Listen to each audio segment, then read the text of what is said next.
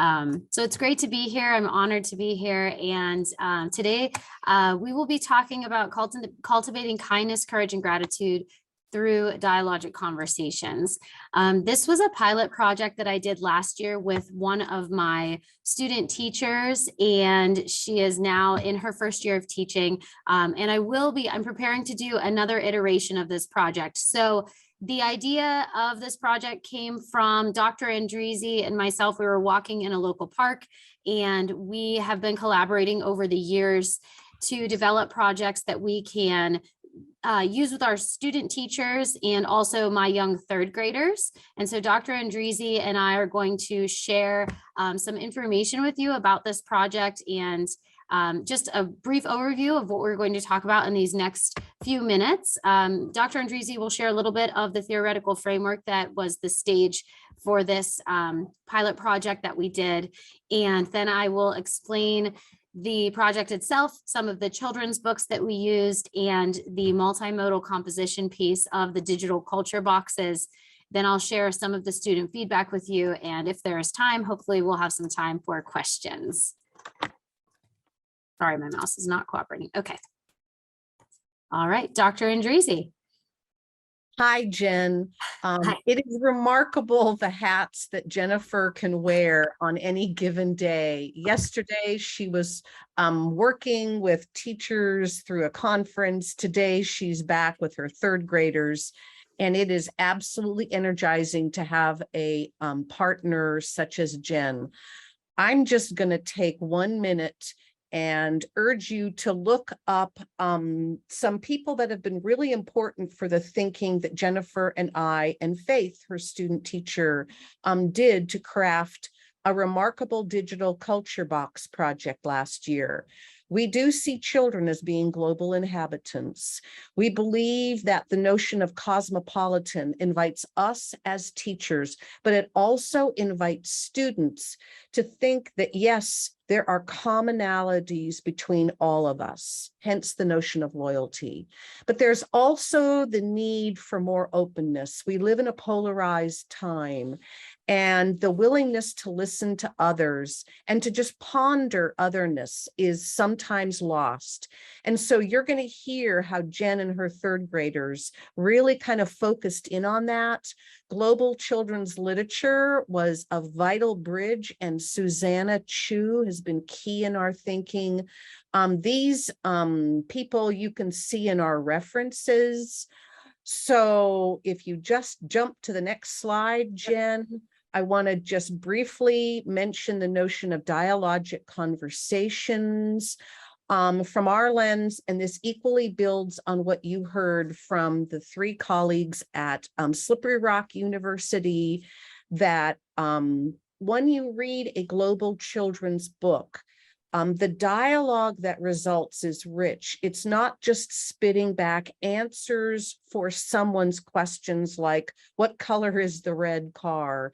It's looking and seeking real conversations that invites children to build on their ways of knowing. The types of books that we looked at, as well as art and music, was important in this study. These texts that we chose, and you're going to see three remarkable books that really helped build empathy. Jen's going to show you some conversation stems, and that idea comes again from Christine Walsh and Beth Lagamba at Slippery Rock. So I'm jumping to the last slide and the notion of multimodal texts.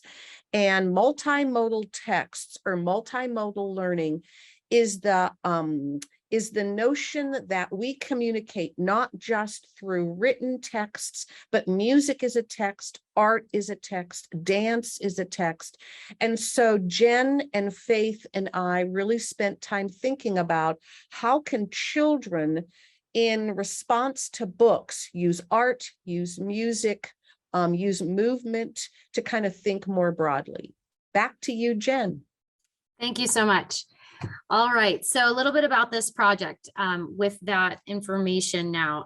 We started the project thinking about the needs of our children, and we wanted to choose a focus for our exploration. So we chose to start this off last year. We chose children's literature texts And over the course of 6 weeks, we met with a group of third graders, and there were 2 second graders that asked if they could be part of the project.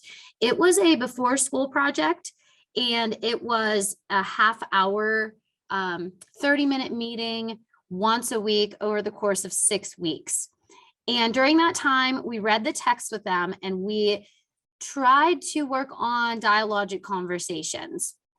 And then as a result of the conversations, we then took it a step further and taught them how to create a multimodal text that incorporated any modes that they wanted to use to communicate more information about themselves. And then the goal was to share our uniquenesses and see what our commonalities and celebrate our differences would be through that project. So we invited families to sign their child up to participate, and we were very transparent with them. We wanted them to know what the goals of the project were. We wanted them to know the text that we were using and a short summary of the text. And so we invited them, and it was their responsibility to have their learner come to school before school hours began. This year, we're going to actually try to implement it during learning centers in class so that more children can participate. There are many resources available to you for where to find high quality, diverse, global children's text. And one of the things we're going to do this year is add more multimodal pieces to this. Last year we did read alouds with children's literature, and this year we want to embed more multimodal text such as short film clips, music, art. And so here are some resources for you where to access some of the children's text that we pulled from for our project.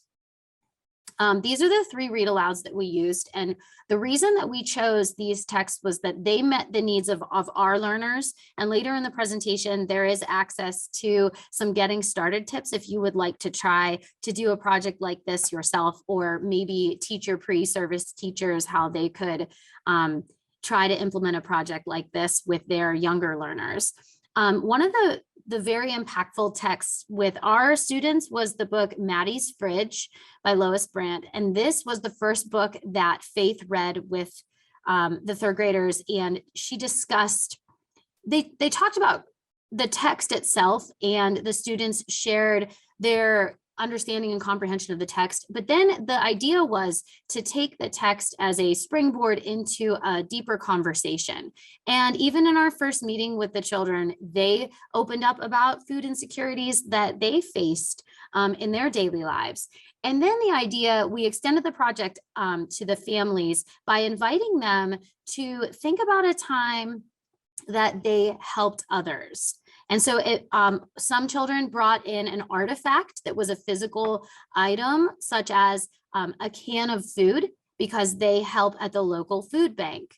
Other children decided to communicate this message as they were composing in their multimodal piece with images and words and even colors. We talked about how important the choice of color in an artistic design communicates messages.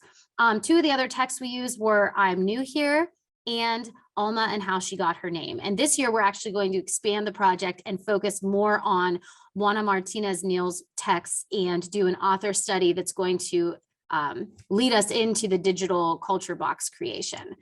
So as Dr. Endrizzi mentioned, a brilliant idea that we've talked about with Dr. Walsh and Dr. Lagamba at Slippery Rock is the idea of conversation stems. And this is something that we're going to be focusing on more this iteration when we do it this year.